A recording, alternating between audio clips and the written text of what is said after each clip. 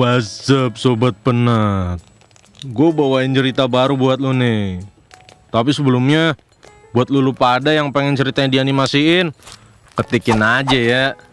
Terus kirim kemari. Ntar kalau kepilih, gue balesin lu satu-satu. Nah, tungguin aja dah. Dah, skuy, nonton. Peringatan, animasi ini dibuat dengan tujuan sharing pengalaman pribadi sang pengirim cerita. Dimohon untuk menghargai cerita tanpa menyudutkan beberapa pihak. Selamat menonton. Kenalin, gue Tara. Gue adalah orang yang sangat menghargai pertemanan. Tapi di satu sisi, gue orang yang gak suka ngumbar-ngumbar kondisi hidup dan keadaan gue. Baru akhir-akhir ini gue mulai belajar lebih terbuka. Kayak kasih kabar lewat story Instagram, atau kadang chat personal. Iya, gue se-private itu dulu. Cerita berawal waktu gue baru awal kerja. Gue tinggal sama teman kuliah gue di sebuah apartemen kawasan Jakarta Selatan. Awalnya, gue agak ragu buat tinggal di sana. Pertama, karena gaji gue nggak cukup buat ngekos di apartemen. Dan kedua, gue nggak suka tinggal bareng teman kuliah atau kerja. Alasannya cuma satu, gue gak mau kalau permasalahan di kantor atau di kampus dibawa ke rumah, tempat dimana gue harusnya beristirahat. Tapi teman gue bilang, gak apa-apa, kamu bayar segini aja per bulannya ke aku. Dan akhirnya gue setuju. Gue bergegas packing untuk tinggal di apartemen sama dia. FYI, gue di sini tinggal bertiga. Di apartemen ini ada 3 kamar. Nah, cocok kan? Gue tinggal sama Siti, dan satu lagi yang juga tinggal di unit itu sebut aja namanya Mira. Nah, si Siti ini sering banget ngajak ibunya untuk tinggal di apartemen.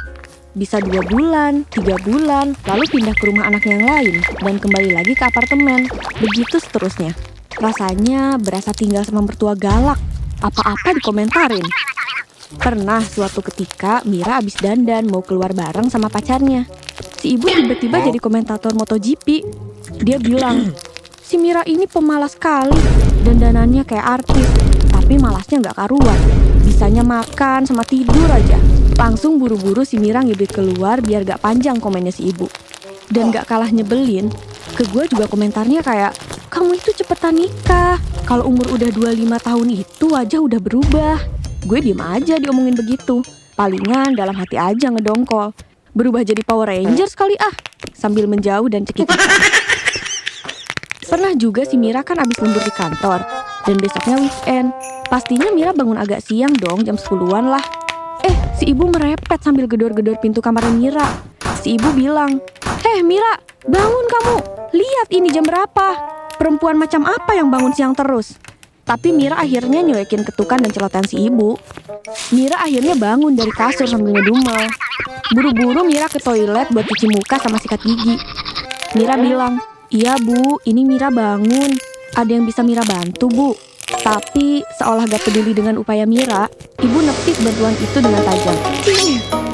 Si ibu bilang, "Halah, perempuan macam apa kamu? Udah pulang malam, bangun siang pula. Beres-beres dong bantuin ibu. Jangan cuma ongkang-ongkang kaki aja." Dih, pale, kesel banget gue. Hari demi hari, si ibu selalu nemuin alasan buat ngekritik Mira sama gue. Dari cara kita masak, bersihin rumah, sampai ya itu cara berpakaian. Apapun yang kita lakuin tuh serba salah di mata si ibu. Mira ke kamar gue dan nyeritain semua kejadian tadi. Kita berdua cuma bisa saling nguatin satu sama lain. Mira curhat ke gue tentang unek-unek dia soal ibunya Siti. Mira ngerasa frustasi dengan celotehan si ibu. Padahal kita bukan anak kandungnya buat diomelin gini gitu. Ngingetin sih boleh, tapi jangan seolah ngejudge kita juga kali. Akhirnya kita cerita ke Siti soal ibunya. Siti cuma bisa bilang maaf terus. Gak tega sih, tapi kan dia harus tahu apa yang kita rasain soal kelakuan ibunya. Siti juga gak banyak ngomong dan komentar soal ibunya. Saking dia dituntut jadi anak penurut dan gak boleh jadi anak yang pembantah. Siti gak berani buat bilang atau kritik ibunya. Soalnya takut kena omelan maut katanya. Anak ini, si Siti, juga kena pressure dari ibunya. Bagi ibunya, nikah sebelum usia 25 tahun adalah sebuah keharusan. Tiap hari dia dipepet buat nerima siapapun yang ngelamar dia. Jujur, gue kasihan sama Siti. Tapi lama-kelamaan gue paham. Anaknya juga didoktrin pengen cepet nikah. Gue sama Mira cuma bisa senyum sambil gumam dalam hati, walau hati dongkol dengernya. Suatu hari si ibu masak buat kita semua, dan kita makan malam bareng. Ibu masak rendang, dan emang kebetulan si ibu ini ada darah Minangnya. Makanya rendang buatan dia kayak resto Padang abis. Seperti biasa, gue memuji makanan si ibu. Wah, enak banget bu, rendangnya mirip masakan restoran, kata gue sambil senyum lebar. Lalu si ibu bertanya, kamu gak pernah dimasakin sama ibumu ya? Gue jawab, kalau di rumah sih, ibuku gak pernah masak rendang semirip masakan orang Minang. Nanti aku minta resep deh biar aku kasih ke ibuku di rumah. Tapi jawaban si ibu ini bikin gue kayak kena petasan banting. Dengan entengnya dia bilang, berarti ibu kamu goblok.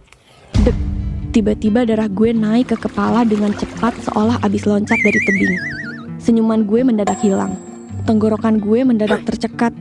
Gue pengen nangis, tapi gak mau nunjukin di depan mereka. Beruntung nasi di piring gue udah habis. Kalau belum gue sambelin tuh emak-emak.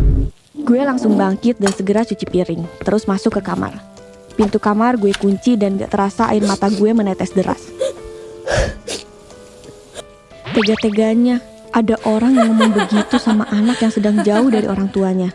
Gue bener-bener marah. Bulan depannya gue mutusin buat keluar dari apartemen dan memilih gak kos sendiri. Gue gak bilang alasan sebenarnya ke temen gue kenapa gue mau cabut. Ya siapa yang gak kesel jir, ibu kita dikata-katain orang. Dan alasan utamanya ya mengurangi komunikasi sama Siti dan ibunya yang kayak kura-kura ninja itu. Dari situ hubungan gue sama Siti mulai merenggang. Mungkin saat itu semua temen gue bertanya-tanya. Yang tadinya kemana-mana bareng kayak biji lato-lato, kerja bareng, ngekos bareng, tiba-tiba gak kelihatan bareng lagi. Bahkan di kantor pun gue cuma ngomong seperlunya sama Siti. Gue gak cerita ke siapa-siapa, termasuk ibu gue. Beliau belum tahu alasan sebenarnya gue keluar dari apartemen itu. Untuk Siti dan ibunya, sudah gue maafin sih. Tapi untuk kembali sebagai temen, gue rasa gak perlu. Pelajaran yang gue ambil dari sini adalah hidup bareng dengan orang lain itu punya konsekuensinya. Dan karena itu, gue mulai lebih hati-hati memilih siapa yang boleh masuk ke hidup gue.